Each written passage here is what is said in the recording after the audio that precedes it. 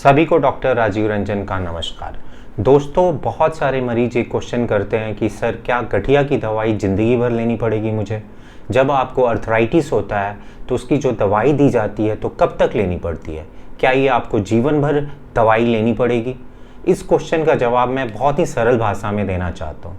दोस्तों, जो गठिया और अर्थराइटिस हम बोलते हैं, अर्थराइटिस बहुत प्रकार के होते हैं। जो मोस्ट कॉमन प्रकार के होते हैं वो है इन्फ्लामेटरी अर्थराइटिस और arthritis due to autoimmune disease. मतलब आपके इम्यूनिटी के कारण जो गठिया होती है, जो सूजन वाली गठिया होती है, जनरली उसमें दवाइयाँ सालों भर लेनी पड़ती है क्योंकि ये बीमारियाँ लंबे समय तक होते हैं और जैसे ही दवाई बंद की जाती है तो ये फिर से वापस आने लगते हैं। लेकिन ये ज़रूरी नहीं है कि आपकी दवाइयाँ ज़िंदगी भर चलेगी। हर मरीज अलग होता है। एक ही बीमारी जैसे कि रूमेटॉइड अर्थराइटिस 10 मरीजों में अलग अलग तरह से बिहेव करता है। किसी की बीमारी माइल्ड होती है, मतलब थोड़े से दर्द और सूजन है और एक दवाई से भी कंट्रोल आ जाता है।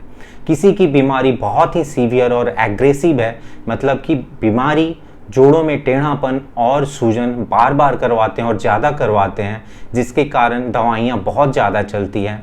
उन मरीजों में जैसे ही हम दवाई थोड़ा भी कम करते हैं तो उनकी बीमारी फिर बढ़ जाती है। एक बीमारी हर मरीज में अलग तरह से बिहेव करती है। जिनकी बीमारी एग्रेसिव है, ज़्यादा है, तो उनकी दवाइयाँ सालों चलती हैं और बहुत ही धीरे धीरे कम की जाती है। जैसे ही कम की जाती है और बीमारी फिर से आ जाती है तो उनमें दवाइयाँ कुछ हमेशा चलती है और लाइफ लॉन्ग चल सकती है। लेकिन कुछ बीमारियों में दवाइयाँ कम दी जाती है और माइल्ड होती है। जब बीमारी माइल्ड होती है तो दवाई धीरे धीरे हम बंद करके देखते हैं। दवाई बंद कर दी जाती है तो बीमारी यूजुअली 2 साल, 5 साल, 10 साल तक नहीं आती है। तो वैसे मरीजों में दवाइयाँ ज़िंदगी भर नहीं चलती है। लेकिन हाँ, ये हो सकता है कि आगे जाकर लाइफ में फिर से वो बीमारी आपको आ जाए गठिया वाली, तो फिर उस समय दवाई दी जाती है। हर मरीज में दवाई ज़िंदगी भर नहीं चलती है। ये डिपेंड करता है आपको किस प्रकार का ऑटो इम्यून डिजीज़ है, कितना सीवियर है और वो एक्सटेंट ऑफ इन्वॉल्वमेंट, मतलब कि वो बीमारी कितनी फैल गई है आपके बॉडी में। तो इस पर निर्भर करता है कि आपकी दवाइयाँ कितने समय तक चलेगी। क्या ये ज़िंदगी भर चलेगी या कुछ सालों के बाद बंद हो सकती है। उससे भी बहुत इंपॉर्टेंट बात है कि जब भी आपको अर्थराइटिस की, गठिया की दवाई दी जाती है तो आप अपनी मर्जी से वो दवाइयाँ कम ना करें, अपनी मर्जी से दवाइयाँ वो बंद ना करें। इवन आपकी बीमारी कंट्रोल में हो, आपको दर्द सूजन ना हो, फिर भी वो दवाइयाँ टाइम से लें।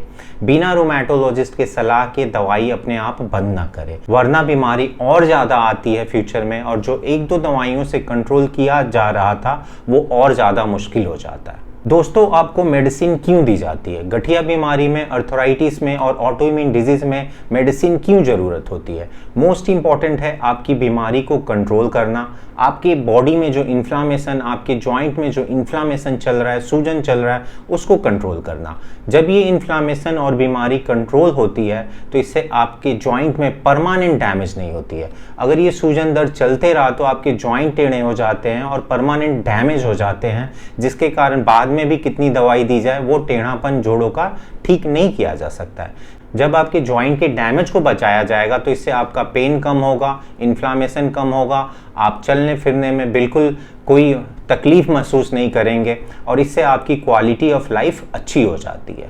दोस्तों, हमेशा ये याद रखिए कि जब भी आपकी अर्थराइटिस की दवाइयाँ चलती हैं तो उसे टाइम से लें।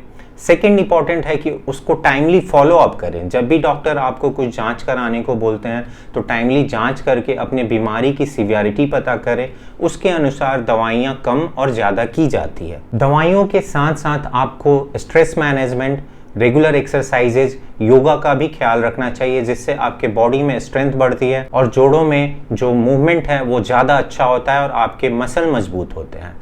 साथ में बहुत इंपॉर्टेंट होता है कि एक अच्छे डाइट को फॉलो किया जाए। डाइट पर मैंने वीडियो बना रखा है इस चैनल पे, तो आप जाके डाइट रिलेटेड वीडियोस देख सकते हैं।